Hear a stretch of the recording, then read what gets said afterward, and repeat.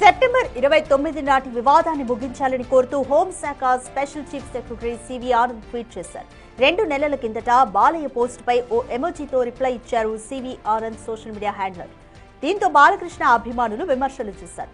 అది కాస్త బాలయ్య అభిమానులు క్రిటిక్స్ మధ్య వివాదానికి దారితీస్తుంది. గత 50 రోజులుగా సోషల్ మీడియాలో ఈ రచ్చ కొనసాగుతుంది. పరిస్థితి ముదరడంతో ఈ వ్యవహారంపై సివి ఆనంద్ క్లారిటీ ఇచ్చారు.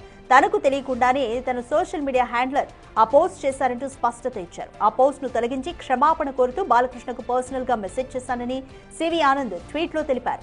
తాను బాలకృష్ణ, చిరంజీవి, వెంకటేష్, నాగార్జున వంటి స్టార్ల సినిమాలు చూస్తూ పెరిగానని సివి ఆనంద్ అన్నారు.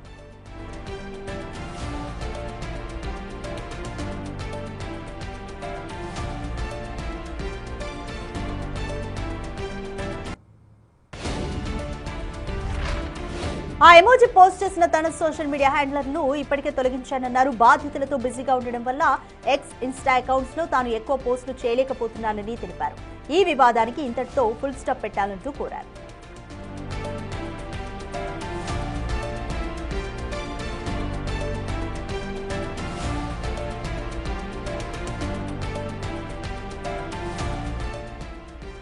దీనిపై మోర్ డీటెయిల్స్ మా ప్రతినిధి అనిల్ అడిగి తెలుసుకుందాం. Right Anil, 2 months back Balayya post పై ఓ ఎమోజీతో రిప్లై వచ్చింది సివి ఆనంద్ అకౌంట్ నుంచి. దీని మీద ఒక పెద్ద వివాదమే చెలరేగింది.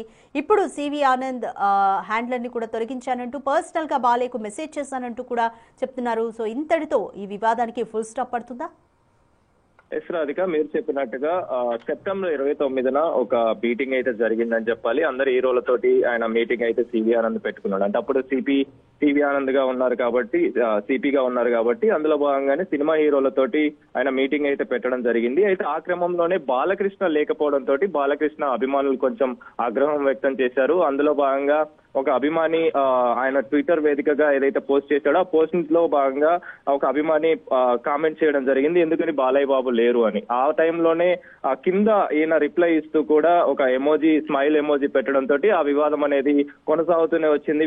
వివాదం అనేది ఇంకా కంప్లీట్ గా కొనసాగుతూనే వస్తున్న సిచ్యువేషన్ మనం చూస్తున్నాం. అందులో భాగంగానే ఈ రోజు తాజాగా సివి ఆనంద్ దానికి సంబంధించి వివాదాన్ని ఇప్పటితో బంద్ చేయాలని చెప్పేసి, ఆపేసేయాలని చెప్పేసి కూడా ఈ రోజుతో ముగించాలని చెప్పేసి కూడా ఆయన ఒక ట్విట్టర్ ద్వారా అయితే ఎక్స్ వేదికగా అయితే తెలపడం జరిగింది. ముఖ్యంగా ఈ విషయానికి సంబంధించి నేను చిన్నప్పటి నుంచి కూడా బాలయ్య బాబుకు సంబంధించి కావచ్చు, అంటే ఆయన ఏవైతే సినిమాలు ఉన్నాయో ముఖ్యంగా బాలయ్య బాబుకు సంబంధించి కావచ్చు, వెంకటేష్ సంబంధించి కావచ్చు, నాగార్జునకు సంబంధించి కావచ్చు, నా ఏజ్ నుంచి కూడా నేను వాళ్ళతోనే ఆ సినిమాలు చూస్తూనే పెరుగుతూ వచ్చానని చెప్పేసి, వాళ్ళ సినిమాలంటే నాకు ఇష్టం అని చెప్పేసి, వాళ్ళ అభిమానిగా కూడా నేను ఉన్నానని చెప్పేసి కూడా ఆయన చెప్పడం జరిగింది.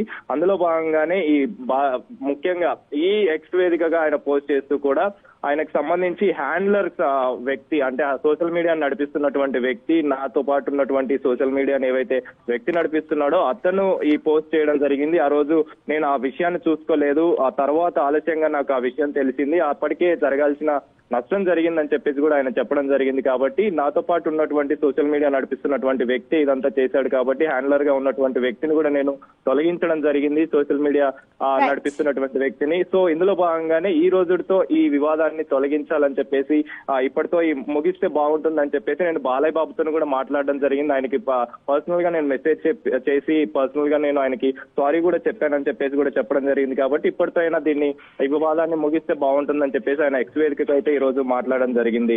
Radhika, thank you Anil.